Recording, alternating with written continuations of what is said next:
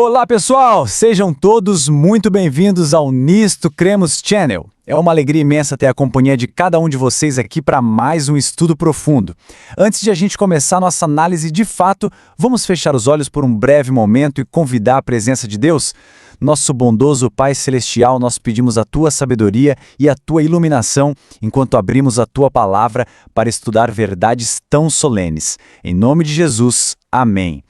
Bom, quem ainda não é inscrito no Nisto Cremos Channel, por favor, já clica no botão de inscrição agora mesmo, tá?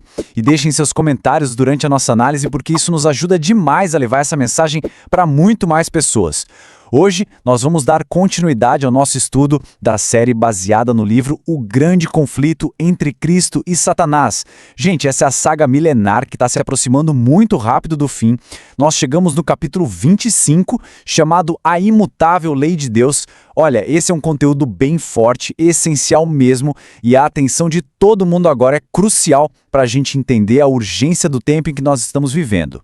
Nossa jornada de hoje vai passar por 5 pilares proféticos. 1. O Santuário Celestial. 2. A Imutável Lei. 3. O Selo do Criador. 4. A Marca da Besta. E 5. A Decisão Final. Vamos lá. Ponto número 1. O Santuário Celestial. A porta aberta no céu. Bom, vamos mergulhar logo nisso porque tudo começa com uma mudança profética muito profunda que aconteceu lá no ano de 1844. É literalmente impossível a gente entender o tempo do fim sem olhar para cima, lá para o Santuário Celestial, que é onde começou a fase final do ministério de Cristo. Uma porta foi aberta no céu, e a luz que brilhou de lá mudou completamente a compreensão profética de todo mundo que estava aguardando o retorno do Senhor. Vejam só o que diz o texto bíblico de Apocalipse capítulo 11, versículo 19. Abriu-se no céu o templo de Deus e a arca do seu concerto foi vista no seu templo. A abertura do lugar santíssimo no céu revelou nada menos que a Arca da Aliança. Pensa bem, no tabernáculo terrestre, que era só uma sombra do celestial, esse compartimento só era aberto uma única vez por ano, no grande dia da expiação. Ao entrar ali em 1844 para a obra finalizadora do juízo, Cristo trouxe a lei original de Deus de volta para o foco absoluto de toda a humanidade. E para a gente entender direitinho como nós chegamos nesse momento, dá uma olhada nessa linha do tempo profética. O livro de Daniel revela um período de opressão de 1260 dias proféticos, que, como a gente sabe, equivalem a 1260 anos literais.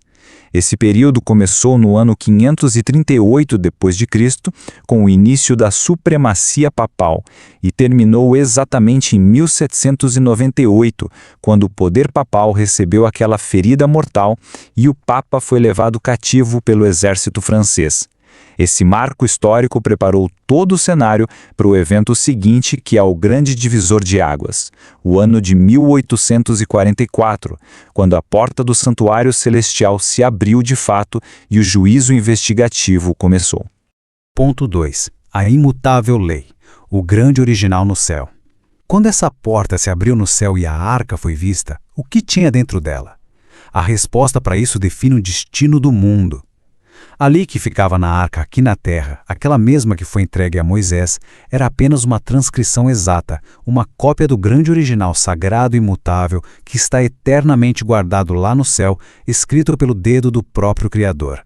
E o próprio Jesus Cristo nos garantiu que essa lei é perpétua. A gente lê em Mateus capítulo 5, versículo 18. Até que o céu e a terra passem, nenhum jota ou um tio se omitirá da lei, sem que tudo seja cumprido. A lei de Deus é a transcrição do caráter dele. Absolutamente nenhum mandamento foi anulado. É vital a gente compreender a importância da verdade sobre a lei de Deus, até porque a obediência aos mandamentos dele é a norma pela qual todo mundo vai ser julgado. Número 3. O selo do Criador. O coração do Decálogo. Agora, o que é realmente fascinante nessa parte do estudo é o que nós encontramos bem no centro dessa lei. No coração do Decálogo está o selo do Criador. Para qualquer documento oficial ter validade, ele precisa de um selo, e esse selo tem que conter o nome do legislador, o título dele e o domínio dele, certo? É exatamente isso que a gente encontra no 4º mandamento. Vamos ler com bastante reverência Êxodo capítulo 20, versículos de 8 a 11. Lembra-te do dia do sábado para o santificar. O 7º dia é o sábado do Senhor teu Deus, porque em 6 dias fez o Senhor os céus e a terra, o mar e tudo que neles há, e ao 7º dia descansou. Olha, esse mandamento não é só uma regrinha de descanso, não. Ele aponta diretamente para o Senhor como Criador do céu e da terra, e esse é o verdadeiro e imutável fundamento de toda a adoração divina. É literalmente o selo de autoridade do próprio Deus. E é por isso que a profecia de Apocalipse 14, as mensagens dos 3 anjos, faz um chamado tão urgente a toda a humanidade: temer a Deus, dar glória a Ele e adorar aquele que fez o céu, a terra, o mar e as fontes das águas. Guardar o sábado é um sinal prático de lealdade absoluta ao Criador. É exatamente a obediência a esse preceito que prepara um povo para permanecer firme e inabalável durante o juízo que está acontecendo neste exato momento no santuário celestial. 4. A marca da besta. A advertência profética. A gente precisa mudar um pouco o tom agora, porque onde existe um selo divino, o inimigo sempre tenta criar uma falsificação. Nós chegamos na advertência profética mais terrível e urgente de toda a Bíblia, que está lá nos capítulos 13 e 14 de Apocalipse, a marca da besta. É crucial a gente entender o perigo extremo que é aceitar essa marca. Para a gente entender bem esse aviso, os símbolos proféticos precisam ser identificados, sempre com base na análise estrita da profecia. A besta semelhante a um leopardo de Apocalipse 13 representa o papado, que sucedeu o antigo Império Romano ali no poder e na influência. Logo depois, surge outra besta com 2 chifres como de cordeiro. Ela sobe da terra de forma pacífica por volta de 1798, mas a profecia diz que ela passa a falar como um dragão. O texto do nosso estudo aponta insofismavelmente para os Estados Unidos da América. A profecia revela que uma imagem da besta vai ser formada através de uma união entre a Igreja e o Estado, impondo dogmas religiosos usando a força civil. E qual foi a ação principal contra o governo de Deus? Nós lemos lá em Daniel capítulo 7, versículo 25. E proferirá palavras contra o Altíssimo, e cuidará em mudar os tempos e a lei. O papado, historicamente falando, assumiu a autoridade de alterar a lei de Deus. Eles removeram o 2º mandamento, que fala sobre a adoração de imagens, e intencionalmente tentaram transferir a santidade do sábado, que é o 7º dia, para o domingo, o 1º dia da semana, sem qualquer tipo de respaldo bíblico.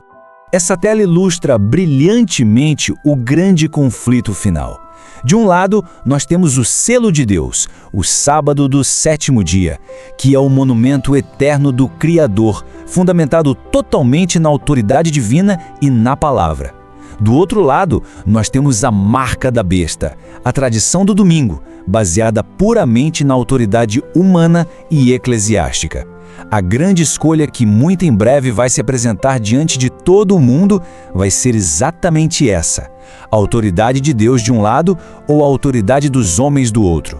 Para vocês terem uma noção da gravidade disso, nós precisamos ler a mensagem do 3º anjo lá em Apocalipse 14, versos 9 e 10.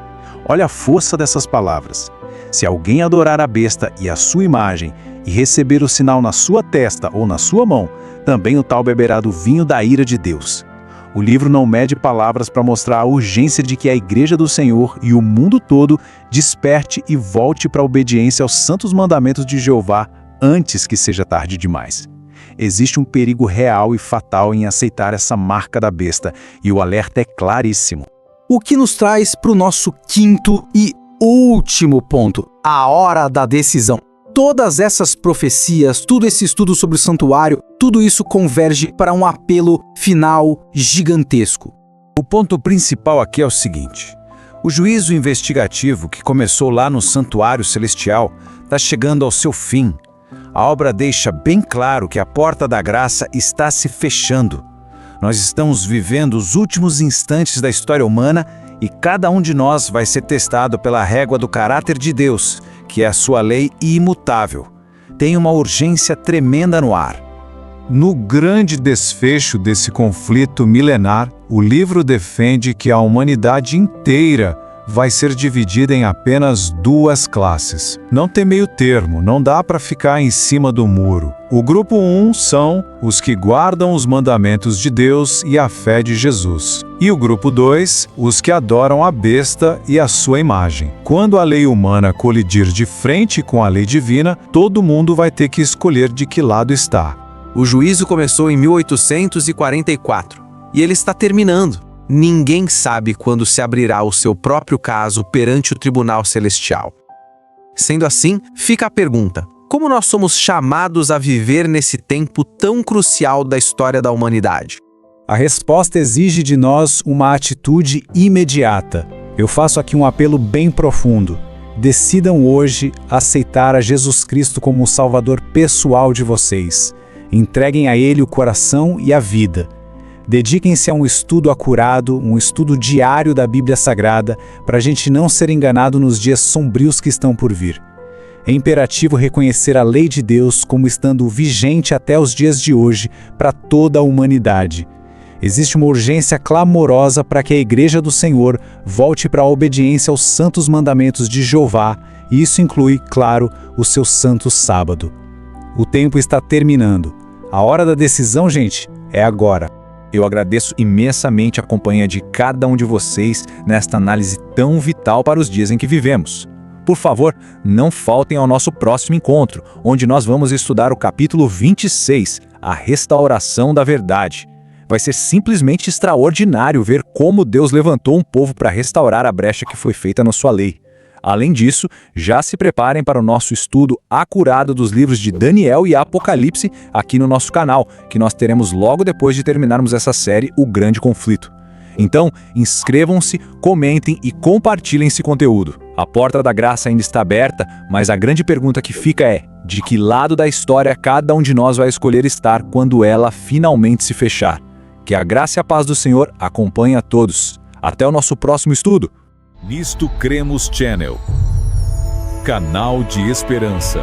Um canal comprometido com a verdade bíblica profética e o estudo das Escrituras nos últimos dias da história humana.